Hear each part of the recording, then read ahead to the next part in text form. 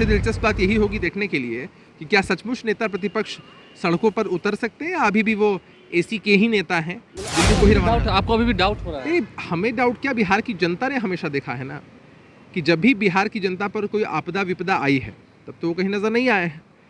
तो बिहार की जनता के लिए तो यह क्वेश्चन मार्क रहता ही है। नमस्कार, मेरा नाम आलोक है, आप लाइव स्ट्रीम देख रहे हैं। बिहार में विपक्षी पार्टियां अब सड़कों पर उतरने की तैयारी में हैं। प्रतिरोध मार्च किया जाएगा आगामी 7 अगस्त को, जिसे लेकर के तमाम जितने विपक्षी नेता हैं वो एकजुट दिख रहे हैं। बढ़ती हुई महंगाई, जीएसटी का जो मार झेलने को मिल रहा है आम जनता को, वहीं बढ़ती हुई बेरोजगारी, इसके साथ भ्रष्टाचार सहित तमाम जितने मुद्दे हैं उस पर प्रतिरोध मार्च होगा। इस वक्त जेडीयू के प्रवक्ता अभिषेक झा हैं, आपकी पार्टी सत्ता में है, वहीं दूसरी ओर विपक्षी पार्टियां जो हैं वो सड़कों पर उतरेंगे। 7 तारीख को तेजस्वी यादव भी रहेंगे। देखिए, आपने कहा कि तेजस्वी यादव रहेंगे, यही तो सबसे बड़ा क्वेश्चन मार्क है। लोकतंत्र में विपक्ष का बहुत अहम रोल होता है, सत्ता पक्ष के आईने के रूप में होता है, जनता के मुद्दों को उठाना उनका काम होता है। लेकिन ये बहुत बड़ा दुर्भाग्य है बिहार का, देश का भी, कि बिहार में भी खासकर एक नकारात्मक विपक्ष ही है। और आज तक कभी आपने तेजस्वी यादव जी को किसी भी मसले पर सड़कों पर उतरते नहीं देखा होगा। कई दफे वो उतरे हैं, इस बार भी हो रही चर्चा कि हाँ उतरे। ऐसे बहुत सारे इंस्टेंसेस हैं जब आपको मालूम चलता है कि भाई उनकी पार्टी की तरफ से कोई प्रोटेस्ट है, उनके गठबंधन के घटक दलों के साथ कोई प्रोटेस्ट है और वो दिल्ली को रवाना हो चुके हैं।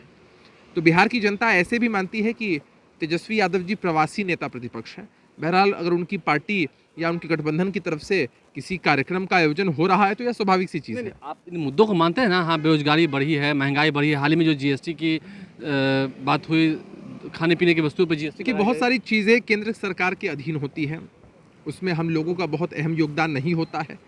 हम लोग इस बात को नकार नहीं सकते हैं कि कोविड का दंश पूरे विश्व ने, पूरे देश ने, पूरे प्रदेश ने झेला है और महंगाई, बेरोजगारी अहम मुद्दा है।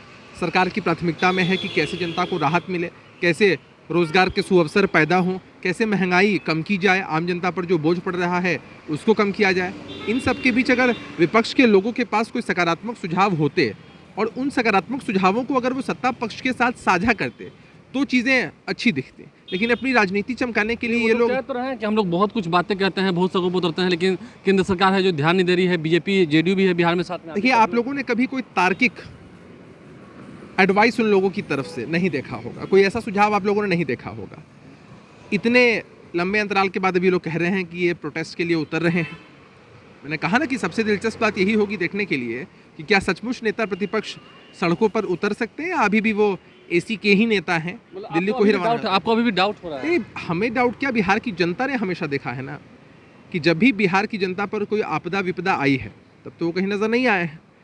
तो बिहार की जनता के लिए तो यह क्वेश्चन मार्क रहता ही है। एक क्वेश्चन मार्क ये भी है इस सवाल पर, क्या बिहार एनडीए में सब कुछ ठीक है?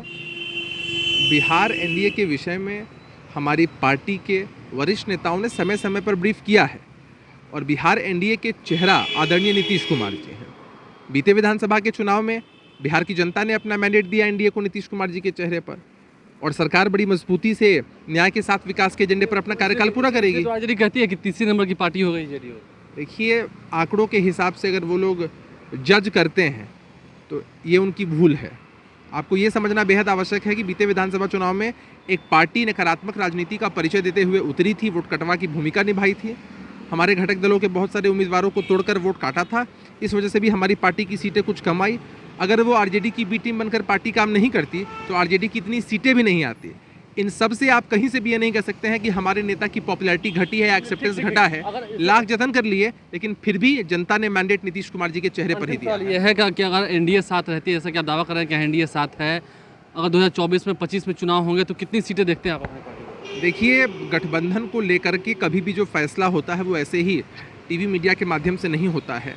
कौन सी पार्टी किन सीटों पर कितने चुनाव लड़ेगी, यह सब गठबंधन के शीर्ष नेता, हमारी पार्टी के शीर्ष नेता मिल बैठ के। अगर साथ रही एनडीए तो कितनी % जीत? अरे, आपने पहले भी देखा है कि एनडीए साथ थी तो 40 में से 39 सीटें जीते थे। अब क्या है, 1 सीट का फासला है, 40 में 40 सीटों का टारगेट है, जीत हो जाएगी, होना ही है। अरे, जनता को भरोसा है नीतीश कुमार जी के चेहरे पर।